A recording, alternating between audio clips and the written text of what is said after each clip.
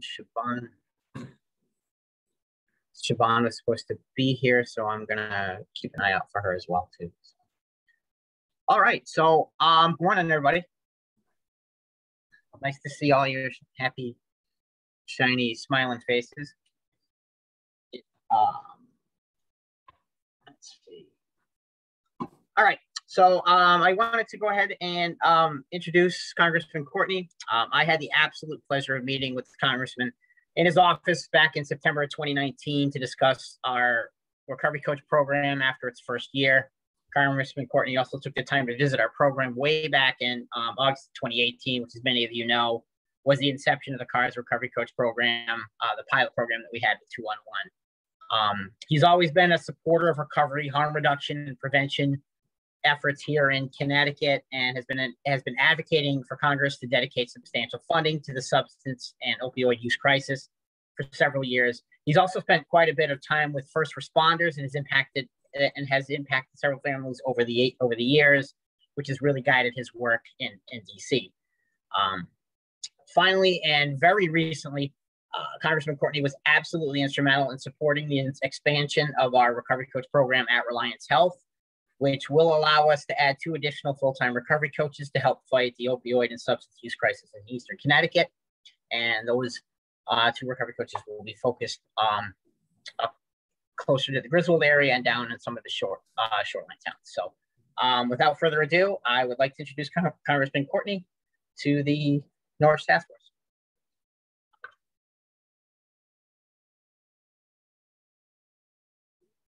Oh, I think you're muted. Oh. You got to do that at least once, right? In every meeting on Zoom. So anyway, Mike, thanks for the kind introduction. It's great to see everybody.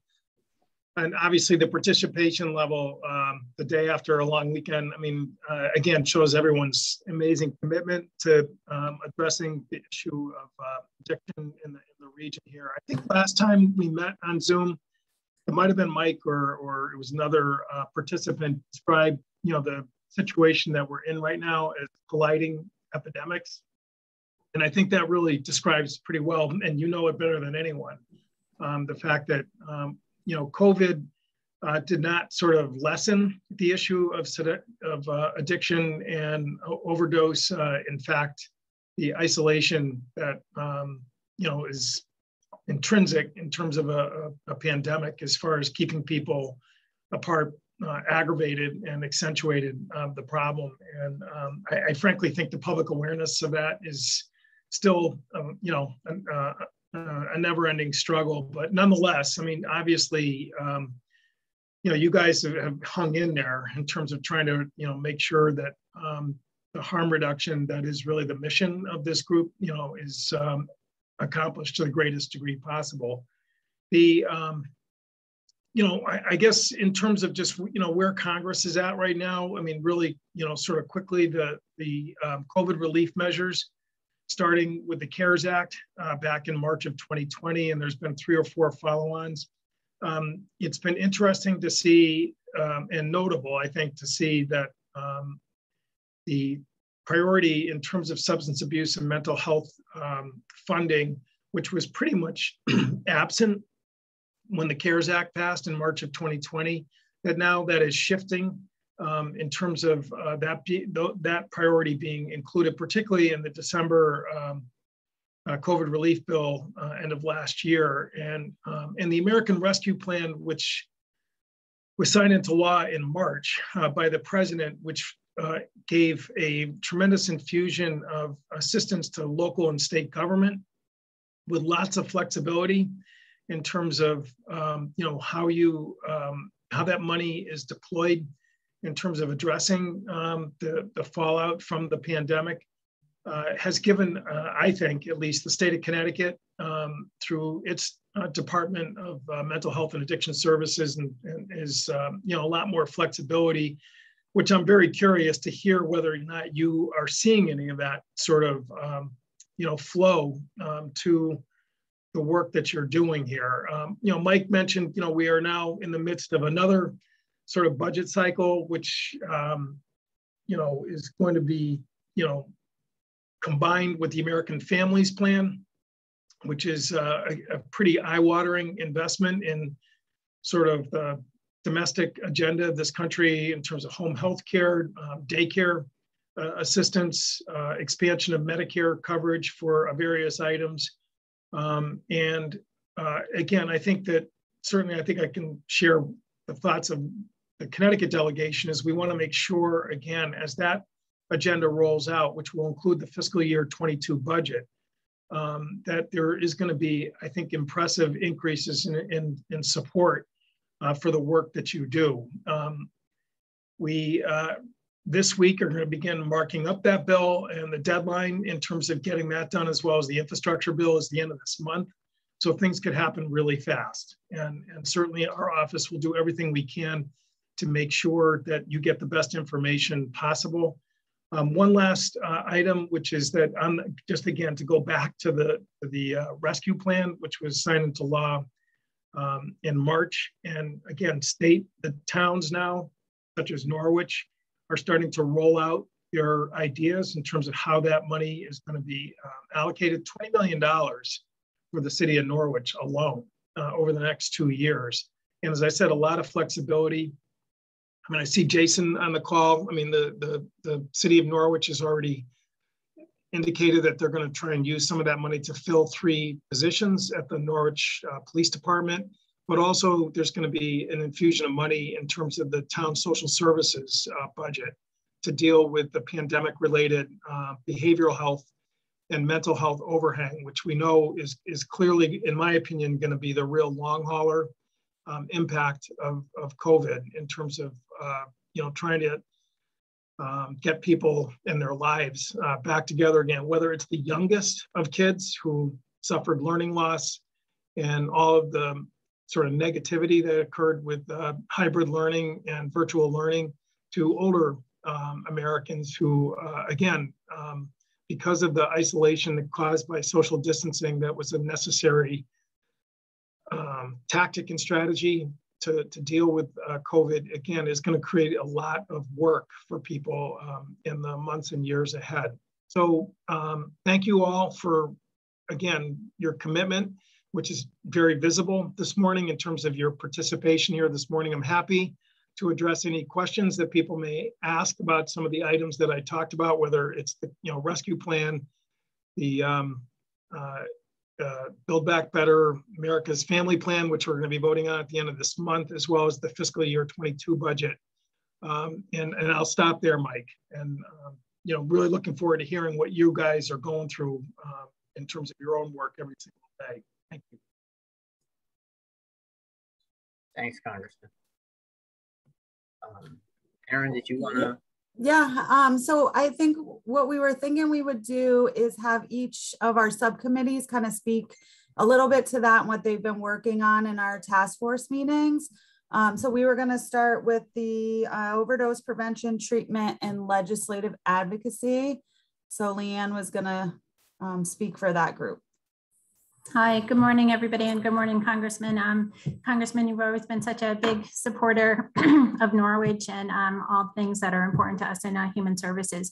And I appreciate you mentioning the American Rescue Plan, because we're hoping tonight the city of Norwich will vote and pass how we're intending on spending that money. And we did put aside $500,000 under my budget under human services to address things like substance use disorder and mental health issues here in Norwich that are directly exacerbated by the pandemic. So we're really excited for that. And for everybody on the meeting today, we're going to be putting out an RFQ for those services. So agencies will have a chance to see whether or not they can help us in those areas.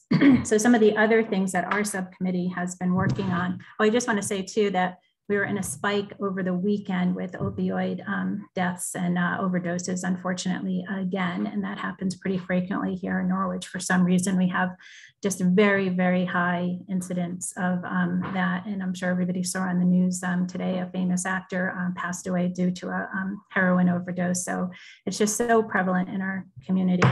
We're really trying hard to get a handle on it. Some of the things in our committee that we're working on is better dissemination of treatment options. And we know that DEMAS has a bed availability list, but we want to be able to access access and advertise that more widely so that people can find open beds. We're looking to improve transportation options to get people to and from treatment. Norwich Human Services, we did just open up an Uber account, and we are using Ubers to get people where they need to go. And that's a very, very expensive way to get people there. But in a pinch, when you need to get someone into an open bed, we can certainly facilitate that. We're hoping legislation can address the challenges faced by Medicare and Medicaid on coverage of substance use disorder treatment and peer support for that. And I'm sure there's others on the call that have struggled with that billing option more than I have. So I'll give room for people to speak about that. I know the Root Center in particular has an issue with those kinds of legislative needs. We appreciate the grant we got to add 2 more new recovery coaches to the area, and that work is just vital to us getting people involved and linked with treatment. And we love all our recovery coaches that are on the team with us here. They really are vital to our success. We're looking for more help with technology. And I know there are a lot of efforts, Congressman, with Wi-Fi and even us with our American Rescue Plan, we're going to be doing some laptop programs because with the telehealth and people being able to access that, and we appreciate that that has been extended too. People need the technology and the Wi-Fi capability in order to participate in that, and our low-income families typically don't have access to that.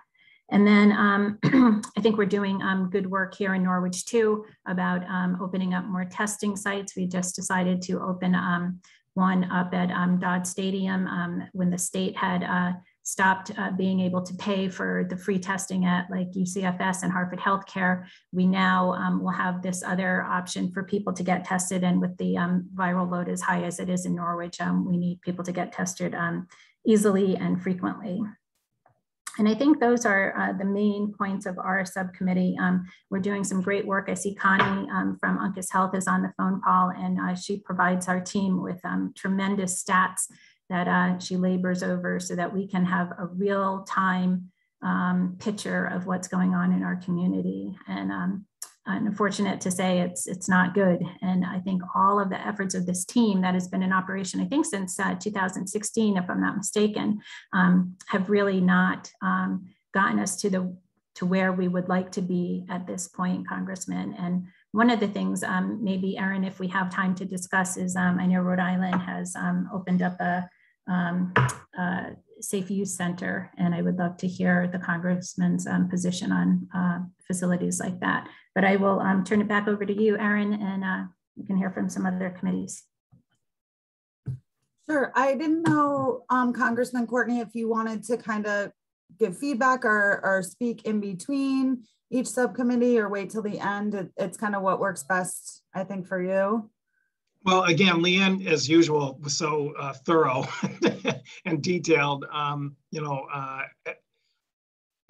think at this point, I'm going to defer unless there's something I'm really bursting at the seams to talk about. But again, I'm really want to just say the city of Norwich, in terms of the rescue plan, was one of the first communities out of the 63 in the 2nd Congressional District that actually kind of just grabbed the bull by the horns and put stuff out. And I would just say that, I've got a staff member here in our office, Julia McGrath, who is kind of our rescue plan grants maven, who is, in constant contact with the Treasury Department, who is going to be issuing its final guidance rules that I think will give total clarity. Again, I think what Norwich has put out is well within the guidelines of Treasury. And so, really tip my hat to you. And I really appreciate the fact that social services, really got a healthy allocation because I think that that's something other towns will look at in terms of, because they don't have quite the same level of staffing,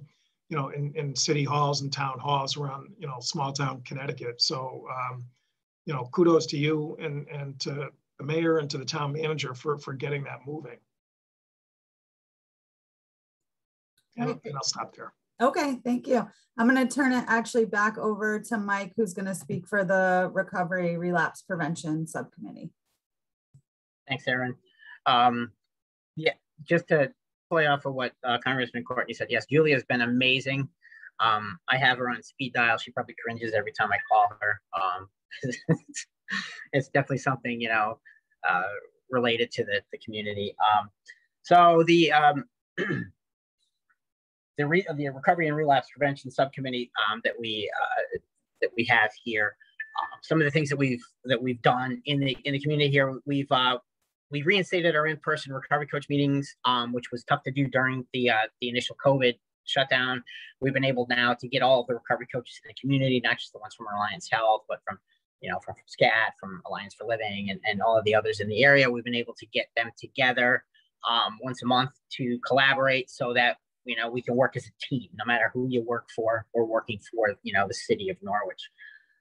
We've also been able to continue to distribute as much Narcan as we can into the community. I mean, we have saturated this community with Narcan. Although overdose numbers are up, or at least, you know, level with years past, the number of Narcan saves are up. And these are the ones that are actually reported, because there are a lot of Narcan saves that happen that don't get reported to us. You know, they happen at home, and we don't find anything else about them. One of the other things that we're doing is we're following up on overdose calls with collaboration with the Norwich Police Department and with the first responders. We're going out to anytime somebody has survived an overdose and Narcan has been administered, and we're going out to talk to them, get them harm reduction kits, get them Narcan, talk to them about options. You know, we find that although they may not be ready for treatment at that time, or whatever help they need at that time, we can plant the seed at that time, and when they are ready, they know that they do have options available. We've also worked in conjunction with Connie over at Uncas Health District. She has, as Erin said, she provides us with Leanne said, she provides us with amazing stats. This has allowed us to kind of look at the hotspots in the area and focus our attention thusly. We've also, let's see, we are coordinating with, let's see, I'm sorry, I apologize. Some of the things that we were looking at trying to expand on is we wanted to discuss legislation that makes community-based peer recovery support more of like a line item budget. It seems that that's the direction that things are going in, and a lot of it has to do with the work that you've done, Congressman Courtney, always supporting that, being a huge proponent. Here in the city of Norwich, we absolutely appreciate your support, and you know, continued support along the way is definitely you know, welcomed. We also wanted to kind of discuss some legislation that reforms Medicare. It's to make it easier access to treatment for Medicare. It's pretty easy to get somebody into treatment for Medicaid, well, when the beds are available, or trying to line up the window. But Medicare, sometimes there's a lot of hoops that you have to jump through to get that. Also, we talked a little bit about insurance billing for peer recovery services. It's kind of a gray area at this point, and we like to talk about that a little bit more. And also legislative funding to make more Narcan easier access to it. And I think that the American Families Plan has made that a little bit easier to get at this time. So I think that's it for our committee. Great, really quick, you know, the 2 recovery coaches that Mike talked about, those are actually in the fiscal year 22 budget, right, which again, as I mentioned earlier, is kind of chugging its way through the process there. You know, since Rosa DeLauro took over as chair of the Appropriations Committee, she basically ended the 10-year ban on earmarks or congressionally directed requests. Again, it's only limited to nonprofits and public, you know, local communities or states can apply for it, no for-profit entities. And Reliance Health was successful in getting through that new opportunity to recovery coaches funded. And I would just make a comment, which is, you know, it may sound easy, it's not, okay? Because every request from a member gets scrubbed hard by the staff at the Appropriations Committee. And kudos to Reliance Health, because you obviously came through with a very solid application, which was able to get through the process. And I can just attest to the fact that that was not the case in many, many other instances with other members and other offices. So, you know, again, we still got some steps ahead in the journey, but I know the 2 senators are going to help on the Senate side, and hopefully we'll get a bill signing soon and get that funding out to you. And I'll stop there. again, we appreciate your support on that, and we're really looking forward to be able to expand into the region. And great to hear that it's chugging along. So that's good news. All right, great. So I'm going to turn it over now to Ray Allen, who is going to speak for the primary prevention and education subcommittee, kind of in tandem with Jason. So I'll start with you, Ray Allen. Hi, Congressman. It's always great to see you. Just want to thank you again for all the support and the prevention efforts we've been doing in the throughout the city here. And we've had some excellent partners that have been on both of our prevention council, as well as this committee within the task force, which is really helpful, especially with our public health messaging and the work that we have with our outreach and our connections. I'll turn it over to Jay in a minute to connect about some work we've done with the police.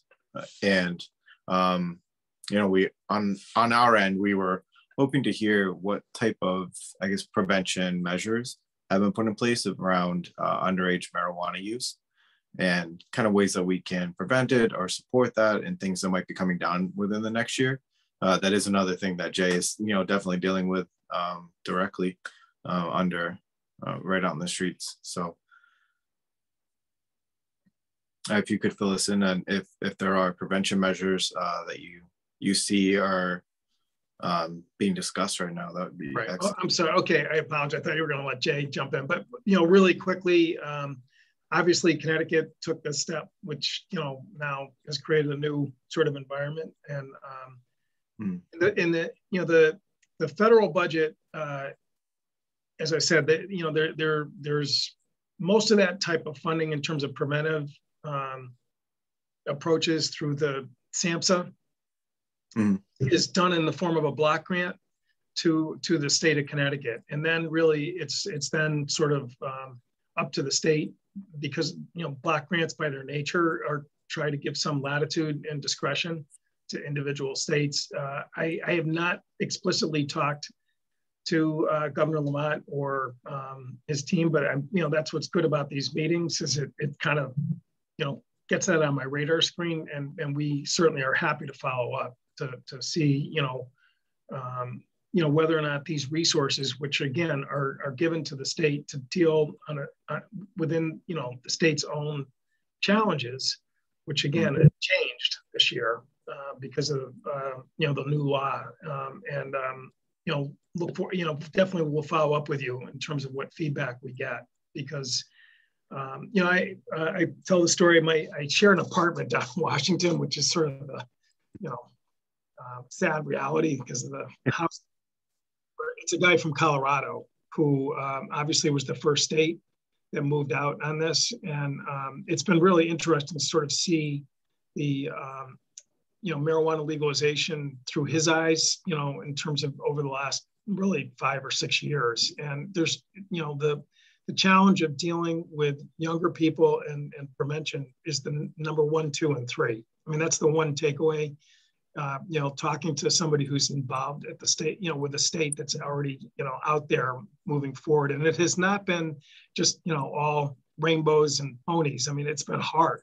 And that's where, you know, Connecticut really cannot sort of just assume, well, you know, all these other states have done it. You know, there's no problem here. There is going to be a challenge. And I'll stop there. For sure. Thank you very much for commenting on it. And yeah, please do keep us in the loop. Yeah. I'll turn it over to Jason. Congressman, good talking to you again. I think we've been talking since the beginning of the opioid crisis, like 10 years ago. It seems like we're making really good progress with the recovery coach program. We value our partnership with Reliance Health, and I think that we're making better progress now than we have in, you know, like I said, over the beginning of the issue. Something that we're working on with Norwich Prevention Council is our school integration, maybe starting a program to kind of get more buy-in than we previously did with the DARE program, something that I think a product that we can all stand behind. And through Aaron's office, And, with collaboration with Ray Allen, I think that we could probably get there. And obviously it'll help with our communication with the school system from a law enforcement perspective.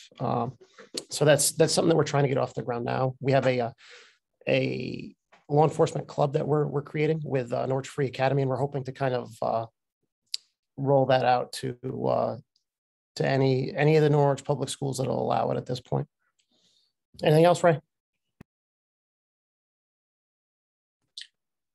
No, we've had some interest with some of our like our leadership groups in the middle schools as well, about maybe doing a project again and continue what we did last year with the vaping campaign. So there's definitely interest, and we'll continue to integrate. But yeah, I think that's a great thing that we've had support from, and maybe that's something that we can look at for a different grant that may assist it. So.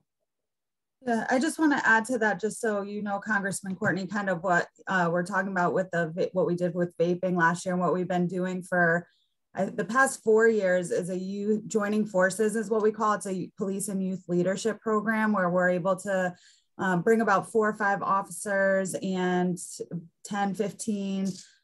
We've done middle school, elementary school, high school now, kids together into a leadership program where they work together to build leadership skills, but also to do some sort of community project together and roll that out in the community. The goal being to just build relationships between our police officers and our kids. So there's really a different perspective on both ends, that they're able to see, police are able to see kids as leaders, which, they do, they really value our kids in the community, but then also for the kids to see that the officers are human beings, nice people that they can feel are protecting them. And so that it's been really successful, and we're pretty proud of it. I know when we first started it, there was a state grant through the Office of Policy and Management that was running for years, and then it was taken away. So we've been having to use kind of local, smaller grants to do smaller scale programs. So I don't know if there's any thoughts or intentions at some point to bring that back, but that would be really great. And then we also, the Chasing Dragon program, I don't know if Paul wants to speak a little bit to that, and then we'll move on to Connie and the ODMAP committee. Thanks, Aaron. Good morning, Congressman. Chasing the Dragon program is something out of the United States Attorney's Office in which they make presentations to various schools. We're targeting NFA. We did it at Stonington several years ago. Basically, it's a 90-minute program. 50 to 60 minutes is a recorded presentation talking about the problems with opioids. And then the last portion of the program, they bring in speakers who have been personally affected by the opioid crises. Since the pandemic, we haven't been able to do it because I really feel that it's a program that's best served when it's done in person as opposed to remotely. So we're hoping that sometime early this fall, we'll be able to present it to NFA, and then depending on what the status of everything is, reach out to other high schools in the area. My experience with the one in Stonington several years ago was very positive. The teachers afterwards have a question and answer with their classes, and I understand that went very well. It's unfortunate that we have to bring the tragedy directly to the kids, but in many respects, they have this feeling of immortality, and when they see that their peers have gone through something like this, it really drives the point home. And hopefully we'll be able to report back positively on how everything works out. Thanks, Aaron. Thank you for doing that, Paul. I think that's really powerful and effective. So, and by the way, if you do schedule something at NFA, please let my office know about it. I mean, schedules are crazy, but that at least we want to show support. If not, hopefully I can join you maybe at one of those. Great. Okay, Connie, I'm going to turn it over to you for the OD MAP GIS system subcommittee. Okay, thank you. Thank you, Congressman Courtney, for being here. I'd like to echo what Leanne said about getting more social work services in the community. Just to give you a brief understanding of what I do in terms of looking at the data, what my goal is to try to make the data speak to what needs to be done in the community. And in doing that, I use a number of different data sources and they all give me different information. One of them is OD MAP, which gives us an idea of where all of the overdoses are occurring. And I've tried to get this out into the community. I think anyone who's interested can just call me and I will give them that information. The other piece of data that I use is data from the hospital. And a lot of what this does is this particular data set kind of tells me what people are thinking when they overdose or what's going on. And I also use data from the Office of the Chief Medical Examiner and other data that I get from other sources that talks about people that have died. And just to give you some kind of an understanding, recently looking at some of the data, it has become increasingly clear that when people do not survive an overdose and there is an overdose death, there is a pattern. Very often, even though I know we are getting tons of naloxone in the community and I think there needs to be more, this particular person did not have naloxone. They also were not able, they were using alone essentially. Nobody was there with them. So this message of not using alone somehow needs to get out into the community. So that having more recovery coaches and getting out there and getting into the community would definitely help us. The other thing is to get out the message out into the community that the Good Samaritan law protects people and does not, would not prosecute anyone from possessing drugs. So the purpose of what I do to try to get to this committee is to use whatever data that we have and come up with some kind of an attack for this problem. So I'm really just echoing what everyone else says. We need naloxone. We need more people in the community. We need more the social work, the mental health issues from what I could see anecdotally were really, really, really high. There's just a frustration of this repeated behavior within families.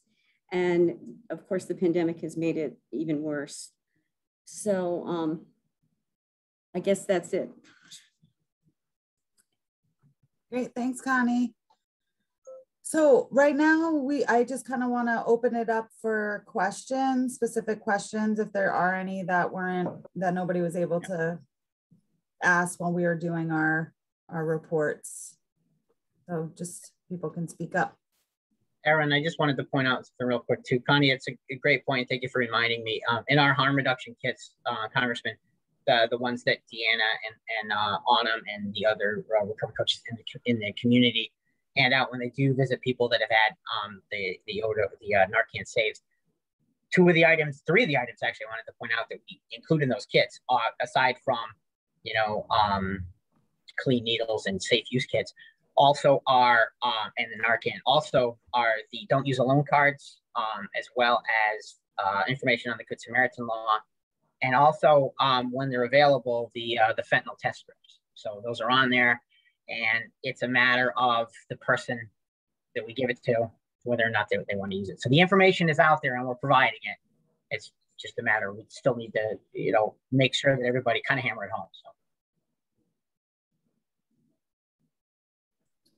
Lee, did you have a question? Yeah, I wanted to ask the Congressman if, I know there's some movement at the federal level to legalize marijuana at the federal level.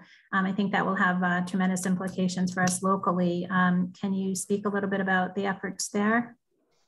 So, you know, there, as long as I've been in Congress, there's been bills introduced and, you know, press conferences held. And, but I don't think I have to ruin everyone's morning by talking about how gridlocked, you know, particularly the Senate is in terms of, you know, a piece of legislation like that ever, you know, getting past the threshold for the filibuster. What I would say is that, you know, on the sort of administrative side or, you know, executive branch side, I think that, you know, whether or not the Justice Department is going to continue to keep marijuana as a Schedule I drug is really, that is something that I think, you know, people should sort of keep an eye on.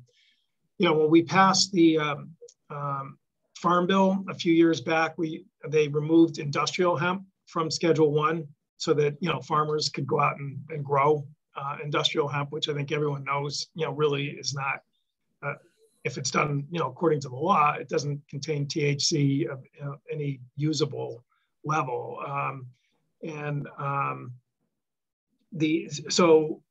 But in terms of, you know, for recreational use, there still is this conflict of laws that exists today where marijuana is still on Schedule I, even though many states now have legalized it at the state level. So, you know, whether or not the Attorney General and the FDA are going to move on that, their you know, bandwidth is pretty full right now with a lot of other issues. But that, if I was just going to kind of give you any sort of political pundit opinion, you know, that is where there possibly could be some movement. But I just think probably, I don't see it as an imminent decision coming from the Justice Department or the FDA. And in terms of Congress, I would not, you know, possibly expect anything like, you know, legalization of marijuana to actually move forward.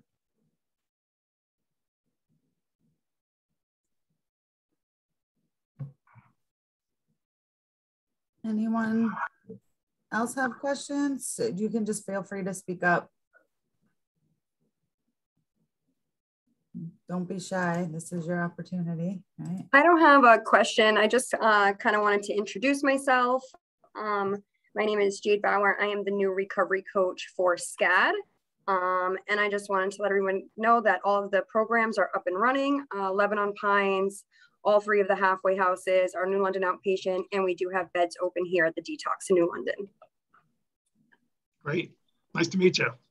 Nice to meet you as well, Congressman. Lebanon Pines has been obviously one of the pillars over the years in the region. So it's good to hear you guys are up and running.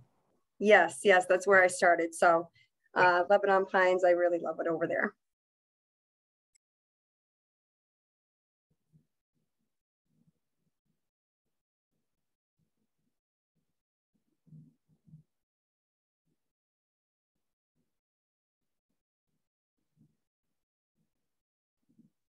So Aaron, it looks like we exhausted the group. You know, one last point I would make in terms of the rescue plan funding. You know, again, Leanne talked about Norwich voting tomorrow night on the local funds that came into the city of Norwich, which again is actually north of $20 million. I would also note, though, that there was also in the rescue plan funding that went out to the school districts. They're called ESSER grants, the elementary and secondary education COVID-related funding. And again, the Norwich public school system got a very healthy infusion, which I gladly supported, you know, when the rescue plan passed. I mean, I don't have the exact figure, but I think it's between $10 and $15 million of new money that was on top of the other COVID relief bills that came into the school districts. Again, there's pretty wide latitude in terms of, you know, what the school districts can do with that funding. And, you know, whether or not it's programs like the ones that Paul talked about, or whether it's, you know, prevention programs, the behavioral health overhang of COVID, which we talked about, you know, throughout the meeting here today. I mean, there's just no question that obviously is manifesting itself as early as, you know, elementary school. So, you know, I do think it would be good to engage with the school board just to sort of ask questions, because I don't have them at my fingertips in terms of just what is the Board of Education doing in Norwich. But frankly, that's true of every other town in the region who also got ESSER funding. Again, it's based on a Title I formula, which is the number of needy students that are in the school systems. And I think almost every community in the surrounding area of Norwich has Title I funding. So they got funding. And if people are curious to find out more about what actually went into the school districts, please call Julia over at our office, because she has the town by town breakdown in terms of just, what's going into the school districts, in addition to the funding that's going into local budgets. And again, we've got those numbers as well, if people are curious to know, what's actually, available for a lot of the towns outside of the city of Norwich. Great, thank you. I want to get just 2 seconds if anyone else thought of something and wants to jump in, and then we can let Congressman Courtney go about his day after Labor Day workday and all of us. I'm going to go visit, I think Mike's people later today in the Root Center. So, we're we look forward to seeing you. Yes, great. Yes, we do. Congressman, I just really quickly, I just wanted to kind of give you a little bit of a heads up as to how the way that the Recovery Coach program has been going to this point. This year alone, we've been able to work with 103 new people, 67 of which actually are people that are struggling with either opioids or substances. And we've also been able to reach out to 36 family members. Overall, since the inception of the program, which I know you remember because you visited us back in August of 2018. Since that time, we've been able to work with a total of 405 people. So it's been amazing, and we appreciate all the support, and it's amazing where we came from to where we're at now. So, well, you made a believer out of me. So, well, thank you very, very much for joining us this morning. I know through Mike and other people on this meeting, we'll keep you updated on the work that we're doing, and I think we can kind of end the meeting now, unless anyone has anything else, which I don't think they do. All right. Great.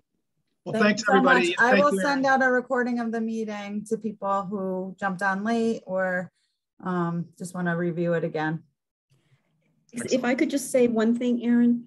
The people that do attend the ODMAP meeting, I'm not having it today because we had a flood in our office, but I would like to schedule it for next Tuesday, just to let everyone know who's in that meeting. I won't have it today. Okay. All right, great, thanks.